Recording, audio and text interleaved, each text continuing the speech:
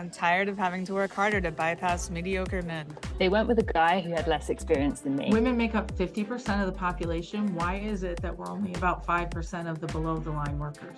They said our names wouldn't make the slate, so we're calling our own shots. Slated, Women Filmmakers. Real opportunities, real sisterhood. Welcome to Slated, Women Filmmakers. I'm your host, Allie Mae, and this is our producer, Pamela Torrance, and we're here to talk about the real pathways women use to break in, stay in, and get paid in the film industry.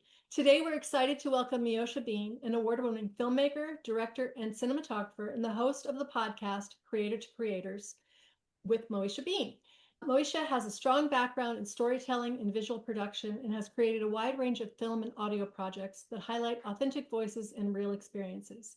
She's also the creator of the audio series Church Hurt, a project centered on healing and faith. Through her production company, MVB Films Productions, Meosha continues to develop films, podcasts, and media content that amplify diverse voices and stories across multiple platforms. Meosha, welcome to Slated. Thank you for having me. Glad to be here. Thank you so much for joining us. We're really excited to have you here. So let's just jump right into the conversation that is most meaningful, I think, to our guests, which is, tell us about your first big break in the business. Was it something that you created for yourself? Was it a hustle that you had going, or did you have some big break in? Yeah, there have been a few, but one of the biggest ones for me, I think, was the start of my cinematography career back in 2016, 2015. Backstory, I met the director at a coffee shop in Starbucks in Los Angeles, California, right there. I think at La Brea and Pico, not too far on that street. That's where it all happens. Yeah, that's where it happens, right at Starbucks. We just said hello and we started talking, and he said he's a director, Mark Ridley. And I was like, yeah, I'm a cinematographer. I do this. I'm here. I'm from Florida. Just a young girl with big dreams of trying to get in and work with people and connect. And he's like, well, I have a story and I wrote this script. It's a feature. And we talked for hours. And he's like, look, I want to take a chance on you. Check it out. And this is a feture film. And this was my first feature film after doing a lot of short films, moving to Los Angeles.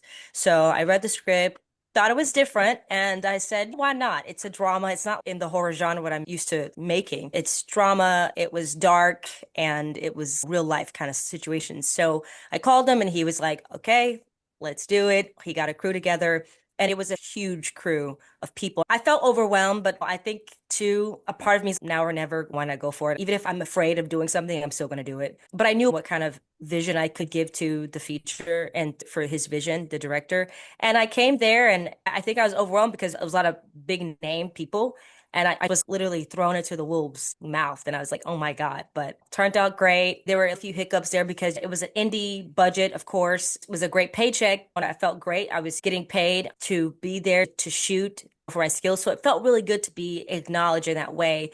Because a lot of people say you don't really get paid right away when you just move to Los Angeles. You have to work your way to really get in the mix of people. And I just happened to met a veteran director that day at Starbucks. And so that's how that happened. But I'd say that was definitely one of the big breaks, which was Stolen Breath. And it was the actor in a TV series called The Parkers in the late 90s with Monique, who won an Oscar for, I think it was Precious at the time, Yeah. a few other known actors, but just to be there to shoot, it was a 3-week shoot. It was very grueling hours, but it was so much fun. And I learned a lot on that set, for sure.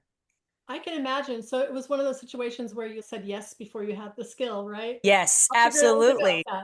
And that's what we all have to do. We all have to say yes to things that scare the heck out of us, right? Had you literally just met him at Starbucks? You didn't know him? Literally Girl. just met him. Literally just met him. Do you remember how the conversation began? He was trying to pick her up. I think. Definitely. What was it my mom always says? You use what God give you. But he complimented me on my fedora hat. I was wearing this fedora hat. And that's just kind of how we started talking. And he was like, what do you do? I told him my whole story and why I came to Los Angeles. I told him the whole thing of I was living in Colorado prior to moving to Los Angeles for about 2 years, Colorado Springs. And I bought this crap car and I drove it from Colorado to Los Angeles with no plan in mind, just packed my things up and was like, it's now or never, it's go time. And that's kind of how I live my life, by just tenacity. By the seat of your pants, right? Literally. got a little script, a little road trip script in there somewhere too. Okay. That's so exciting. And so you met him at Starbucks and he hired you. So your first big break came from a man. Yeah. It's nice to know that they do that every now and then. Usually they give their opportunities to other men, right? So he gave an opportunity to you. Shout out to him, right? Shout That's out to great. Mark.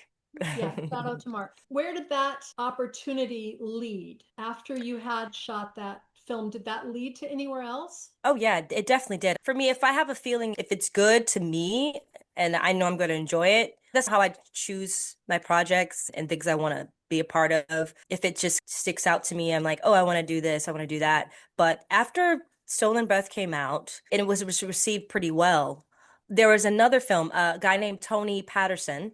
I think he was assisting directing on this, or he was doing something on this movie set. It happened so long ago, but he had another film. He reached out to me, was like, hey, I have a film that I want to make. It's a concept project. And I was like, yeah, let's talk about it. And it was an action film. So we shot that and met another group of people. And that led to getting to know an actor from there and then getting another feature project. So I guess it's like a lot of jobs kind of open up doors to getting to know other people on set and then keeping that communication line open. And then, you know how it is. I'm creating something, let's do this.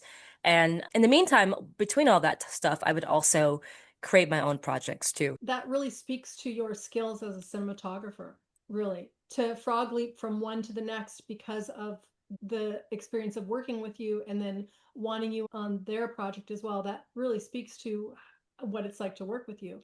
Would you say that cinematography is your bread and butter? It definitely was. It still is. It still is. But you know how they say you have to learn other skill sets. The more you know, the more opportunities you have. So that's what basically I did with editing. I edited feature films before I got into features. I got on a production company called Real Rage Productions, and I was shooting a lot of music videos. And that world was really fun to me as well. But I prefer features, of course. Yeah, cinematography has definitely been my bread and butter, especially in Los Angeles, which I'm so grateful for. But I think for me, it helped me get into the directing side of things too. I think that's what most cinematographers and actors end up doing, is moving into the directing side, because I had my own stories I wanted to tell. Sure. So when you were shooting music videos, was that as a cinematographer as well? Yes, Yeah. Okay. that was great. That was good money. I did a video with Billy Idol, which was like, whoa, holy crap, a legend. And to just be able to be like, oh my God, I'm shooting a music video with Billy Idol is just insane. But I was with that production company for about 6 months until I had to leave. Let's put it that way. Oh, we're going to leave that a little vague. That's cool.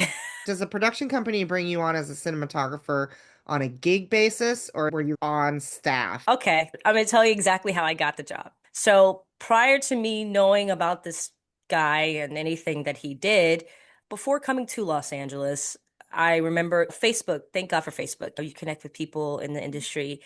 And I was putting out a lot of short films and things that I was doing from YouTube. I think for me, got my start with YouTube because when YouTube was really good in 06, 07, I'm getting 100,000 here, hitting a really good number. And I was sharing that. And one of the guys, his name was Dale. I'll just say his first name. And he reached out to me on Facebook and was like, hey, I like what you're doing. If you're ever in Los Angeles, let me know. And I said, okay. And that's what I did. When I got to Los Angeles, I reached out to him and he's, hey, here's my address. Come here. And I did. In hindsight, of course, I don't recommend people just going to someone's house without knowing all the extra details. But I kind of live my life that way. But I go and nice guy. He invites me and I have my laptop and I show him my cinematography reel. And I like what you're doing. He remind me of me when I was younger, full of spunk and energy. And he's, would you like if you want to come to set tomorrow? And I'm like, tomorrow? And he's like, here's where we're going to be here. Show up. And that's literally what I did. I showed up and next thing you know, I'm with this company on payroll shooting videos for everyone in the business that you could think of. So it was like, whoa, this is crazy. And I had no idea who he was. I had no idea. Let's put it this way. The industry is there's a lot of good men, but there's the thing of when you start to work with a man closely, not all the time, but in my case, in this situation, I had to walk away because he's married. And I told him many times, I was like, look, I just want to work. Yeah. That's it. I imagine that is a situation that you've been in because you are young and beautiful, and that would probably Thank you. put you in that situation quite a bit where you're Yeah, feeling that unfortunately. pressure of sexual harassment. How has that affected your career choices? A lot, actually. So this is something that I always tell people, and this is just honesty. When I first started off, I was very, I don't know, more open, more girly, less guarded. And as I continued on, I realized it's either going to be eaten whole or you're going to have to survive this. So I was like, I'm going to survive it. I love what I do. And so I chose to be more masculine presenting versus feminine. And that has helped me tremendously. Doesn't mean that it doesn't happen, but it doesn't happen as often, if that makes sense. Okay, so a complicated question. Was the feminine girly presentation something you put on because you thought it would work for you, or Mm. more masculine something you put on because it does work for you? Great question. I feel like in order to navigate in the industry, I had to be, especially in what I'm trying to do, as far as how I want to navigate this business, I felt like being more just closed off, wearing extra layers, less revealing. And instead of being so open like I used to be, I felt that I wasn't getting taken seriously. Yeah. I just was a face. Yeah. A face in a box. And I would hear these comments from men on set, not just about me, but other women. And I'm like, I don't want that. I don't Yes. want that. I got fat. I got fat in Mm. order to keep that from happening. And I wasn't trying to make it in the film industry even at that point. But I Yeah. basically got fat. I enjoyed the process, but I just let myself go. And then that kept the men from being predatory. And I was in a Mm. completely different line of work, but it was more about when people did follow up with me and want to engage with me, it was because of what I was having to offer that was not physical. And it's not a good way to be. So, listeners, don't do that. But I've heard the term code switching or masking in order to get along in the society. And sorry to go off on my little mini feminist rage moment here, but that is what we have to do or what we've had to do. And I don't want to do it anymore. I appreciate that we're talking about this because I think that this is the first step to try to change. And I have a whole different podcast where I talk about how do we fix the problems of society. But for now, I appreciate just giving us that anecdote. It really puts that kind of period on the problem. And you and everybody experience, a lot of women experience these types of things. I think that most women do. And so my follow-up question was going to be about, I think that there's something really valid to what you said about addressing and presenting on set and in these environments that don't accentuate sexuality. But it seems like the adverse effect of that is that sometimes we can then become invisible. And when you're in a situation where you're working with primarily men, they want to look through us. They want to not see us. And certainly they want to not see us as anyone that is as competent or more competent than they are. Our invisibility is commonly, not always, but commonly their go-to mechanism, right? So how do you balance not being invisible with not being overtly sexual? Oh, I think that's a problem for women, especially younger women, less for people my age because I'm over 50. I'm always invisible and that's cool by me, but I do know that I am invisible to many people, especially men. Mm. So I think it's especially tricky for younger women who are still viable sexually to men to not be seen sexually, but to not make themselves invisible. Do you feel like you've made yourself invisible to part of your employment possibilities? I don't think so, honestly. I don't really think so. I think for me, I've always been quote unquote a tom girl. I skateboard, I climb trees. When I got older, I was like, okay, you gotta be this, you gotta do this, be like this. But honestly, it feels like less work. I'll get dressed for events and stuff like that. But I find it very interesting because I think since I did the whole switch up some years ago, I still feel very seen because I feel like it's not about what you wear. I think it's about how you feel. And it's also about your frequency. I feel like a lot of people tell me they really like my energy. My energy is attractive, not so much of what I wear. I would affirm that your energy is really attractive. I love that you said that frequency thing because I'm really all about that too. And absolutely, you have a great frequency and very attractive energy about you. And I do think that it's Thank you. probably the quality of your work is preceding you too, Yeah. because Thank you. you are more experienced, you have more experience. than a young woman who is your age starting out, those are the people that I worry about. They're the ones who are really vulnerable, as you Yeah. know. So you have talked about the men who have helped you and hindered you a little bit. Have there been women who have helped you along the way? Absolutely. Absolutely. I love my women tribe. It's not just even in my friend group. I will say that there's wonderful Ashley Blackwell. She's an amazing producer, writer. She's been following my career since I was 15, since I was doing short films on YouTube. And she would periodically check in on me on social media and see what I'm working on and give me encouragement for many years. She gave me one of my biggest, till this day, gigs. I guess most people know me from this documentary, Horror Noir, The History of Black Horror, that was on AMC Network. She called me and was like, hey, how would you like to be a part of this project and talk about the Black experience in the horror genre and all that? I was like, yeah, sure. And that was our first time meeting in person. And we shot that right there at I think in downtown LA, I want to say. I had no idea what I was getting myself into. I just said yes. And she's amazing. She's so supportive. She's written a lot of articles about my films. I'm so thankful for her. That's beautiful. That is the kind of advocacy and tutorship that we need from one another, right? We need to have women who are further along than we are on the journey. And I'm so glad that you had her.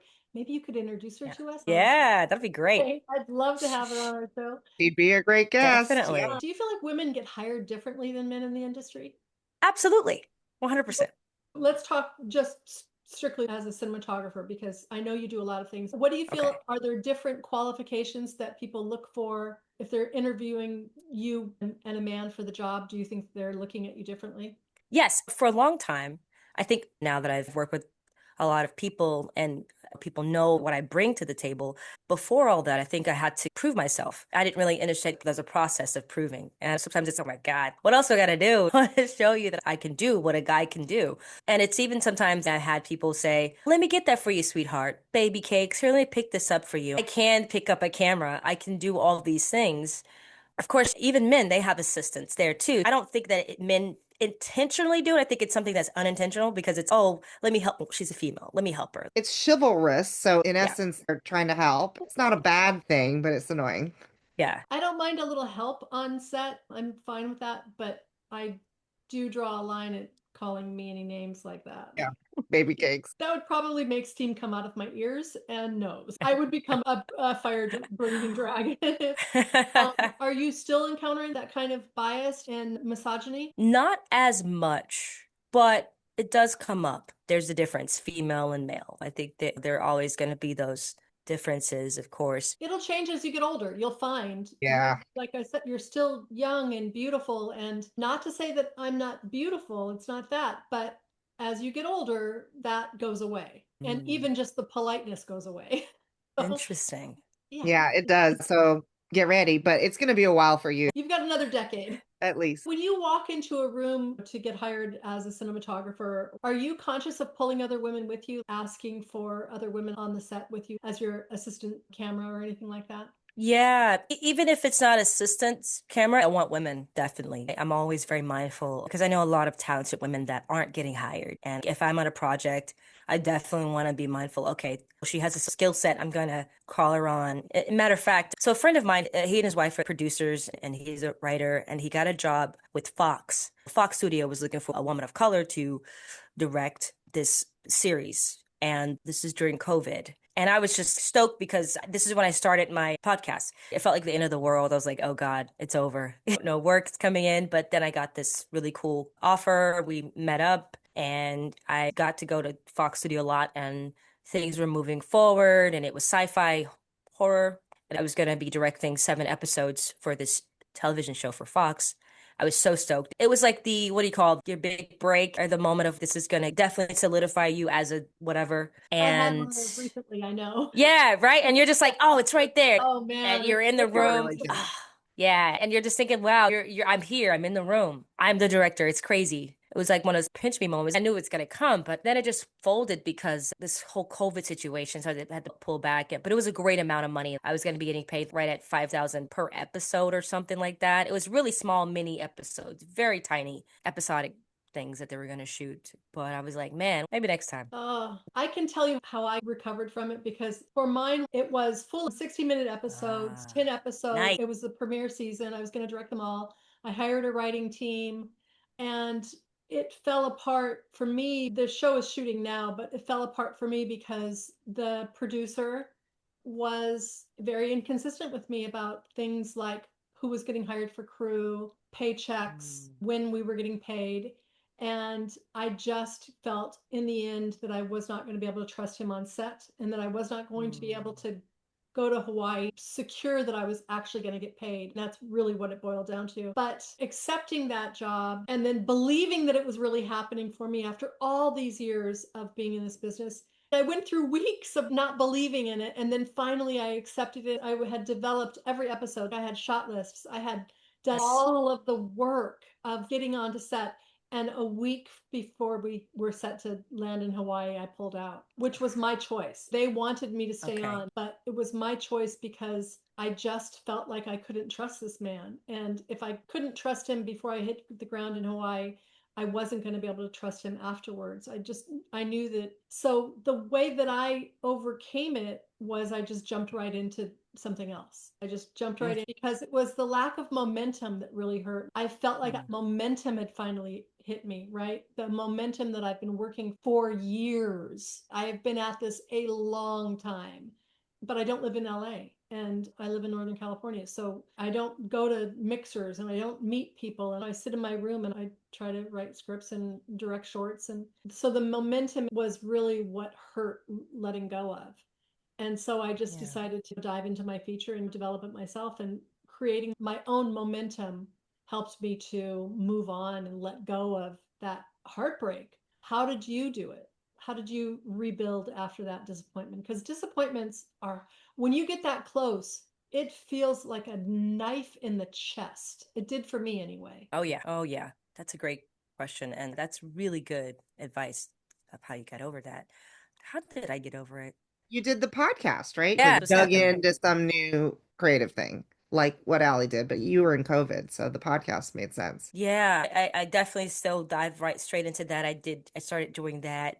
I remember giving my mom a call, and my mom was so excited. She was like, "You're gonna do great." And I was like, "Yeah, but it's not happening." They pulled out. It makes me emotional, because telling your mom about it and that excitement of sharing it with the people you love. I personally shared it publicly, which you never do. You're never supposed to do that. And I did that. Ooh. And then there was that embarrassment. Did you have any of that embarrassment? Oh, I Why didn't did tell I? anybody. Thank God, Good. anybody. Only people that knew was the producers and the people that was a part of the project. My mom, of course, and I think one other person, and that was it. Because I was like, I'm not gonna post about it. Because I think you hear that you don't say anything until it's actually physically, you sign the contract, you know it's there, you're on set.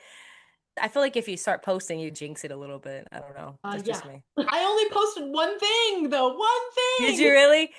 Posted one thing. And I didn't post about that. I just posted that it was something exciting was happening and that momentum was Oh. building. And as soon as I posted, I was like, what have I done? I jinxed it. I know I did. That's Oh not no. why. That's not why. You've been at this a long time too. You've been at this since at least the early 2000s. So I know that there have been a lot of disappointments and a lot of getting your hopes up and then having them crash down, because that's part of this business. That is the reality for every single one of us, right? Yeah. What is your trick? What do you do? Do you face that question of what am I doing? Am I wasting my time? Should I quit now and get a job as a dental hygienist? I know that's not your question, because you're too much of a fighter and I'm going to just take life by whatever tail it gives me and I'm going to spin it around. But do you have those questions? Do you have those moments of darkness? I used to. I definitely used to. I think I just got to a point where I was like, you know what? It's just a part of the game. This is a tough business. If something closes, one door closes, another door opens. And I'm very adamant about writing affirmations, putting them on stickers to remind myself that I am worthy of this. I am putting those things out. And I speak it. And I think since I've been having that kind of mantra, those kind of thoughts, and I think it's how you see everything. I'm in a much better place, and thanks to therapy, I could say that I've definitely been working on how I see myself, and not so much of what other people think. And I think that's helped me a lot in this business. Help with heartbreaker or when something bad happens. It's a part of the game and it is what it is. But I know something's better. I feel like redirection has got sometimes protection. I think there's something better out there for you. So don't think so small, think bigger. Don't put yourself Yeah. in a box. So I kind of think that's what helps me.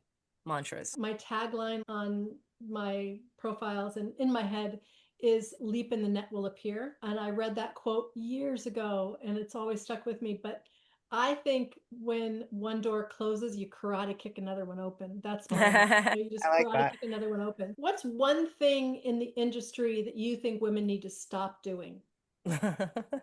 Wow. Or Thing is apologizing and just be fierce. Just be fierce. Just be you. I'm at a point in my life, and I'm in my 30s now. I'm okay to say that. I'm glad that now that I'm in my 30s, I definitely see a different side of me. I'm more demanding of what I want when I am in those rooms. I just got a call the other day about going to New York to shoot a documentary there. And I said, listen, it sounds great, but this is my rate. Take it or leave it. No, that's how it is. I just don't apologize. Just that's what it is now. And we're here to work, make a living, and this is my livelihood. I think we just have to stop being so passive. There's a lot of beautiful women that I know in this business, and not all women, but a lot of them that I know. It's one of those things that really gets under my skin is like they have to zhush it up, just more animated. I'm just like, no, just be you. Just be you. It's exhausting. It's exhausting. You can't keep this up. It's So definitely stop exhausting. apologizing. Yeah, stop Yeah. apologizing. I love that. it's exhausting though too to always to feel like you have to do that to even be considered. And to the point of getting paid, oftentimes the opportunities to get paid, sure, opportunities to do work for free are everywhere. Anybody will take a woman director if she'll do it for free. Anyone will. But the opportunities to direct or to shoot for the paid work, those are fewer and farther between, right? We're not offered those. And so there is a fine line between you have to keep refining your skills for directing. It's a craft. You have to keep honing your craft. You have to keep doing it. You have to do it consistently to keep getting better. And sometimes you Yeah. have to do that for free. And I think one of the differences between men and women, or at least between me and other filmmakers, I don't know, is that I will do things for free because I want to keep getting better. And I know that the way to get better is to keep doing it. The more I do it, the better I get. And I'm Yeah. fine with that. I'm fine with if everyone else is doing it for free, I'll do it for free. I believe that if someone is getting paid on set, then everybody needs to get paid on set. If our skill levels are the same, then it makes sense, right? But if I'm on set with a bunch of kids right out of film school, then we don't have the same skill set. I have a greater skill set. So there is that. I think that is different. I believe that everyone should get paid if everyone's getting paid. Yeah. Because I do think it's important to keep working, and independent art has to be created. Independent art is really important to me. That's a personal thing. I agree. I think taking free gigs are great too. I feel like that gives me time to, like you said, sharpen my skills in between jobs when I'm not working. I love to take those for sure because it's fun. It's fun. And I love to help some of my other friends too that are writing and want to create And something. you get to be daring too, right? You can take chances as a director. If I'm doing something for free, I can take chances with the performance. I can push the actors more than what is called for in the paid thing, right? As a cinematographer, I'm sure you can try things. You can try things that you aren't able on the things that you're paid for, because then you're an employee. You have to do what they tell you to do. What have been your biggest wins for the past year? It's a great question. I will say Church Hurt was this first season got picked up by Spotify, which was really cool. And they distributed it. And I never knew Spotify even had a distribution. I had no idea. I was like, oh, that's cool. And that's been really nice. They put it out everywhere. And just to say that Spotify was behind it, all I had to do was send in my deliverables and they did the rest, which was really cool. And I love that because it was something that was very important to me. Church Hurt originally was inspired by a friend of mine who committed suicide a couple years ago due to church hurt. And it made me want to go on a journey to talk about these stories because it's a lot of people that are hurting that have a lot of trauma from church. So, yeah, that was definitely a win. My documentary that I did about 11 years ago, I revamped it, which was really nice. And a friend of mine encouraged me to put it out because I never released it. It was a documentary about the murder of my grandfather. And it was something that I did 11 years ago. Interviewed all the family members and put it together under my company, MVB Films Productions. And he was like, if you just revamp, put new B-roll, like up to date. And I did that, and I made it about an hour, and I sent it out to a few distribution company people that I knew of that would take documentaries, and called around a few friends that had suggestions. And yeah, it's coming out this year, which I'm very excited about. Yeah, and I felt like that was a win. Yeah. This is great. Congratulations. That's big. Thank That's you. a big So we can't link to that yet, but we can certainly link to Church Hurt series. The And trailer's is out. we'll link to the trailer. Perfect. So everyone can check it out and get excited. What's your big goal right now? What do you have going on? What are you working on? What do you want to have happen in the next year? Ooh, really cool goal. Hopefully, fingers crossed, I get this cool opportunity. I got a call a couple days ago about going to Comic-Con, doing a panel thing there. So we'll see. Hopefully, I get to be doing that this year. It'll be really cool. But definitely my goal is that Church Hurt Season 2, hopefully we'll get on a really big platform. We're hoping. We got some really big people in the religious sector a part of Season 2. I'm very excited about these stories, and it's very sad stories, but I feel like it's going to help a lot of people out there. With everything happening with the whole Epstein and all this stuff, it's very relevant to that, and very excited about it, where it's going to go and the possibilities of that. But goal is for MVB Films to be a household name, just continue to create and keep pushing and making stories that are meaningful, that matter, that helps move the needle forward in the business of Hollywood. Hopefully we're creating meaningful stories that help people continue on another day. How can we, Pam and I, and our audience help you, since you've been so helpful and you've given so much really great advice to the women who are going to be watching this and to the filmmakers who are going to be watching this? How can we help you as an audience? Gosh, watch this episode. Definitely watch this episode. And just check me out. I'm on social media. I'm all over the place. Hopefully like my films. And yeah, women, please reach out to me. I'm here. We'll put all your links and we'll post it on everything. And thank you so much for being our guest. It's been a really great conversation. Thank you, the audience, for joining us on Slated Women Filmmakers. If today's conversation inspired you, resonated with you, or gave you a new tool for your journey, please share the episode with a fellow filmmaker. That's how our sisterhood can grow. And if you like what you heard, stay connected to Slated. Follow us on all of our social platforms and also follow our guests. Thank you so much.